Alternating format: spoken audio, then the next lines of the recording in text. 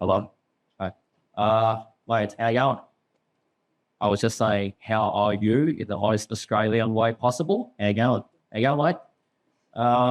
Good afternoon, everyone. So, as you know, my name is Bino, and I'm bringing you a speech, and it's called "How Accents Shape Us."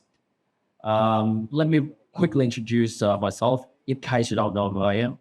So, I'm a content creator, and I make TikToks. I like to refer to myself as a content creator instead of a TikToker. I make content about English mostly, and I talk about my own opinions on other stuff in life as well. So why did I choose the topic of accents? Because if you followed me long enough, you should know that I love learning languages. I love all languages equally. No, that's a lie. I love Vietnamese the most, and then English, and then some other languages. And not just all aspects about English languages. Not the academic aspect. I don't really like academic languages.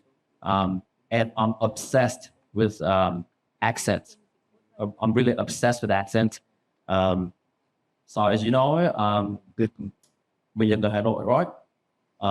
Nhưng mình cũng thích nói giọng Nam, tập luyện giọng Nam một chút đó. Chưa có nói được giọng miền Trung. Also, I can speak English. And я говорю по-русски, потому что я жил в России и в Украине. I just said that I speak Russian because I used to live in Russian Ukraine. Et je peux parler un peu français. Je m'appelle Bino et j'ai 35 ans. I just said that I speak a little bit of French because I am 35 years old. That's sort of. Okay. That shows you how much I love languages and accents, right? Okay. Now, before I get to the first part, I want to ask a question. How many of you sitting here is not from Hanoi, and how many of you has an accent? As by having an accent, I mean not a Hanoian accent. It's a rhetorical question. You don't have to answer. Okay, you don't have to answer. So it's a rhetorical question. So let's get to the first part, my IELTS story. But really, how many of you here is not from Hanoi? I want to know. Good. Okay. All right. And do you guys think that you have an accent? Which is not a Hanoian accent. Actually. Do you? Okay. Right. We'll get to that part, okay? My IELTS story. So if you followed me long enough, I said it, but I want to say that again. You know that I took the IELTS test once, only once, and it was back in 2016. I needed a 6.5 overall in order to go to Australia. But I got a 7.9, not really high because I didn't really study for the IELTS at all. So the story is I went to IDP, right? I went to IDP the previous day, paid the fee, and then I went home. And then I started playing video games until like 4 a.m. I was tired. I went to sleep, woke up at 7, went to take the test, and I got an 8.0. 8.0 in IELTS speaking, and that was in 2016. It means that my English was way worse than my English now, but I got an 8.0. And if you've taken the IELTS test, you know that in the IELTS speaking, you talk to the examiner, and then after that, the examiner will turn off the recorder, right? And so my examiner, the moment he turned off his recorder, turned it off, put it on the table, and he asked me, "Are you American?" That's what he asked me. Mind you that I used to speak with an American accent, like I switched to Australian a couple of years ago, but I used to speak with an American accent, and he asked me that. And I was like, "No, you just have a look at my passport. I'm Vietnamese." And he was impressed. He was like, "How? You have this American accent? I did not know that you were Vietnamese." And I was like, "Yeah, I just practice. I love languages. I love accents. I practice. I got it." And he was like, "Okay, yeah." And we talked for probably 5 minutes or so. And then I asked him, "So based on my accent and based on what I performed today, do you think that I'm going to get a 9.0? It's my first time doing the IELTS test. I don't know." And the guy said that, unfortunately, even though you sound native, but I don't think you're going to get a 9.0. And yeah, it was right. I got an 8.0. That was my first lesson. So communication is more than just sounding native-like. It's about effective communication. That doesn't mean that our conversation wasn't effective. We understood each other just fine. Only academically speaking, my speech wasn't good enough, wasn't up to par in order for me to get a 9.0. So I learned my first lesson back then. I was like, okay, I sound native. I should have got an 9.0 right, but I did not. So I learned my first lesson back then. How accent shape perception. What is perception? So perception is how you view something or someone, right? So basically your view on something. Accent influences how we hear and be heard. People often judge other people by their accents the moment someone opens their mouth, right? That's why I was wondering how many of you here is not from Hanoi. So, let's be honest. If you live here long enough, you know that I'm not one of those people, but there are people out there who judge people who are not from Hanoi, right? We have this term, where sort of, I don't like that term. I don't use it. I don't judge people based on their accents, but apparently there's a lot of people like that out there, and they judge people by their accents. And that's what I don't like. To me, your accent reflects your life story, because you know that you got your accent from your native language, right? Not just native language, but native dialect as well. So the judgment is assumptions about education and competence background. You know that if you work in Hanoi, you're not from here, you have an accent, you know that the moment you open your mouth, there's going to be people around you. They're going to start judging you, right? They're going to be like, this person is not competent enough to be in this position, sort of. And that's what I hate. That's what I hate about the aspect of accents. Because to me, an accent tells me a story. An accent is not something I use to judge other people. I've had customers that when I spoke to them on the phone, when I was working at the bank in Australia, they sounded way off. Their accent was horrible. Even their grammar was bad, but the conversations that we had were really effective. We understood each other just fine. So I learned my lesson back then as well, that your accent doesn't matter that much. Doesn't matter that much. The story you just learned just now that I got a native-like accent and I got a 8.0, right? I know tons of people who speak like with a pretty bad accent and even grammar, or they got 9.0 in the other speaking. So, okay, I'm like, right. So I learned my lesson as well, that an accent is sort of like a tool. It's not that important, not that significant. It doesn't matter that much. So no, there's no neutral accent and no standard accents. This comes from, people sort of have this perception about a neutral accent or a standard accent. When you think about a native-like accent, what accent do you think about? American, the type that you hear on CNN, right? Or the type that you hear Hollywood actors they speak with. And when you think about British accent, the standard British accent, what do you think? What do you think about? It's an accent that people speak on, say, BBC, right? But to me, there's no actual neutral or standard accents. It's just something that people made up in order to, put other people down, sort of. That's why I never think of my annoying accent as superior or anything. But that brought us to the next story, a tale at a fashion show. So back in 2017, I had a chance to go to this fashion shop at Vincom. I'm not going to mention the name of the shop, but it's definitely not a high-end fashion shop, okay? But in Vietnam, somehow people view that as a high-end fashion shop. I'm not going to mention the name, but I think you know about the store. So that day I showed up at the shop wearing my tank top.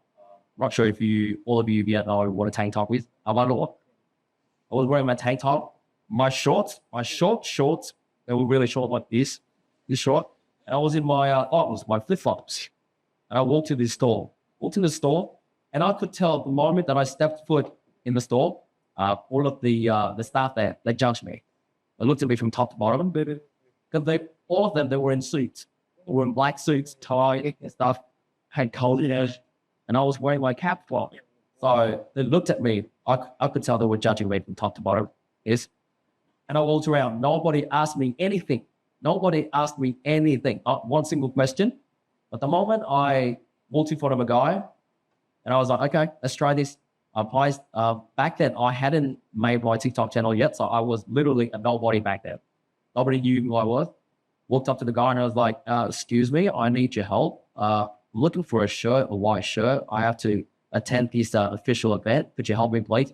And the guy's like, okay, I will help you. And then he couldn't speak English properly, and he went to, get help from 2 other co-workers, and 3 of them, they helped me.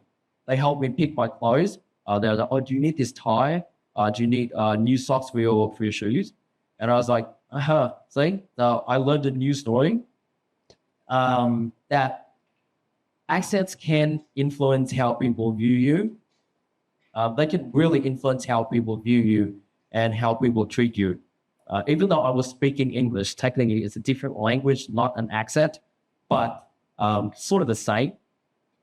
I actually prepared a different story for this part, but I think this story sounds better, even though it's an entirely different language, English versus Vietnamese. Where you see how their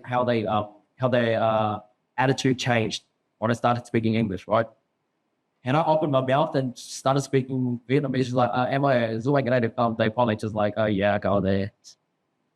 So how deeply accents can influence interactions. You can see that very clearly, right? I started speaking English and the interaction was totally different. And the power and the bias of accents, I'm assuming you guys know what bias means, right? I read a study. I'm not a big fan of statistics. I don't really blindly believe all papers and all studies. But according to research, job applicants with foreign accents, this was done in America. This was done by a university in America. I can't recall if it's from Harvard or Yale, but it was done by really prestige university. And this research has shown that job applicants with foreign accents are 16% less likely to get callbacks.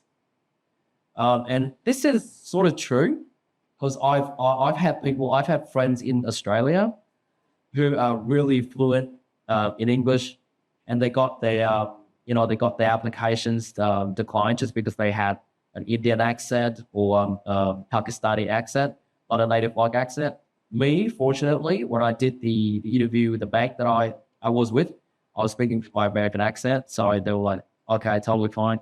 What other languages can you speak? And I just showed off. I said, okay, I can speak English, Russian, Vietnamese, pick a language, pick any language you want, and I could speak it. And fortunately, I think that's how I got the job, because I demonstrated how my fluency was in English, and that I was competent. I knew other languages as well. So to me, accents are a source of pride, but also a tool for bias. As you can see that even here in Hanoi, you know that if you have a sort of not Hanoian accent, it's kind of hard. I think it's harder for you to climb ranks in a company. I've never worked in a big corporation in Hanoi, so I can't speak for myself, but that's my educated guess. So what we need to do, shifting our mindset around accents, I think that we got to change the way that we perceive someone just based on their accent. If you're from Hanoi, for those of you who are from Hanoi, be honest. How many times have you judged other people the moment they opened their mouth and they didn't speak the Hanoi accent? You don't have to raise your hand. This for real is a rhetorical question. Just ask yourself that. If you're from Hanoi, how many times before have you judged someone based on their accents? They opened their mouth and you were like, how many times? I'm pretty sure you have done it if you're from Yale. Because I will be honest, I'm from Hanoi and I have done it in the past. I don't do it now, but I have done it in the past. So that's something that we should not do. We should not judge someone just by their accents, because their accents also reflect their culture, because it tells their life story, where they're from. They have different backgrounds, different educational backgrounds. And I think that up to this moment, there's no particular accent that I sort of dislike. There's accents that I like better than other accents, but I don't dislike any particular accents. And I think that you should start doing that too, if you have done it in the past. Really. So the goal should be clarity and connection, not conformity to a native-like accent. Conformity is like something that you should do according to the norm in a society. So it's kind of like a standard, sort of. So it's not about conformity, but everything that people say, anyone says, should be about clarity and connection. Because look at this, languages, it doesn't really matter what language it is. To me, it's just a tool to communicate, to convey your messages. I could be speaking French or Russian or English or Vietnamese. Doesn't matter what languages I speak, or doesn't matter how good I sound to someone. The key point is my content, what I say to people, what messages I can get across, right? So think about that. Think about what you say, because at the end of the day, it doesn't matter if you sound like a Hollywood actor. You could sound sexy, hot, like Chris Hemsworth, but if your message is not clear, it shows. People know that you're not that smart, for example. So it's about the message. It's not the accent. In conclusion, so what is the key takeaway here? The key takeaway, there's two key takeaways here. First, I want you to be proud of your accent. Say if you're not from Hanoi and you live here, be proud of your accent. Don't be scared. Don't be self-conscious. When you go into a place with a lot of Hanoi people, and a lot of Hanoi natives, don't be scared to show your accent if you feel like it. Because I know that I have a lot of friends here who live in Hanoi, they're not from here. They try to mask their accents every single time they speak to someone from Hanoi. And me, being someone who is obsessed with languages and accents, I often ask people, hey, where am I? And like, as soon as they say that, not from Hanoi, I'll be like, please speak to me in your accent. Please. A couple of days ago, I had a chance to speak with this girl from what event is that? About 3 days ago. I can't recall at the moment, but this girl's from Quảng. Apparently, she's a big fan of mine. It's Saigon. Okay, I met this girl in Saigon. She's from Quảng. We talked, right? And then she was like, I'm your big fan, blah, blah, blah. And then I heard a twang. Twang is kind of like, I don't know, if you have dictionaries, just please look up the word twang, Twang. I don't know how to translate it accurately, but look up the word twang. She had this twang, and I could tell she was not from Hanoi. And I asked, where are you from exactly? And where am I? And she was like, where am I from? She was speaking like me, in a sort of Hanoi-like accent. I was like, hey, please, em nói giọng Quảng Bình, please. And then she started speaking in her Quảng Bình accent. And she participated in a game that I was a host. And I was like, from now on, throughout the game, please speak in your Quảng Bình accent. Do not switch back to a Hanoi accent. And apparently people liked it. People clapped for her. And I liked it too. So that's the first key takeaway. If you have an accent, don't be scared. Don't be self-conscious. Be proud of it. Love it. Okay? Don't care about other people. Because as I mentioned before, it's the message that you can get across, not the accent. But also the second key takeaway, and also the last thing that I'm going to say before I hop off the stage, is that if you somehow has the ability to mimic accents, sort of like me, and you want to try different accents, even if you're not from Hanoi, right? You live here, you want to have an Hanoi accent, so it's easier for you in life. by all means do it. It doesn't make, if you have to practice an annoying accent in order to get a job with better pay, or in order to climb higher rank in the corporate, by all means learn it. Okay, it doesn't mean just because you learn a new accent, it doesn't mean that you don't love your original accent. Say Ivy, well not Ivy, right? She's from the and every time that I see her in person, I tell her to speak to me in her own central accent. I love it. I just want to hear it. But she also uses her Hanoi accent for her everyday life and for all the events. And see, that doesn't mean that she doesn't love her accent, right?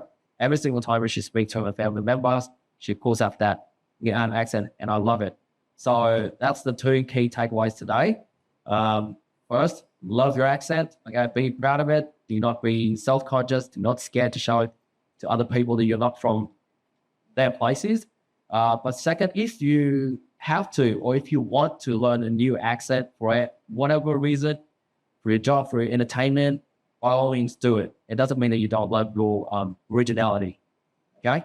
And that's the end of my speech. And thank you so much for listening.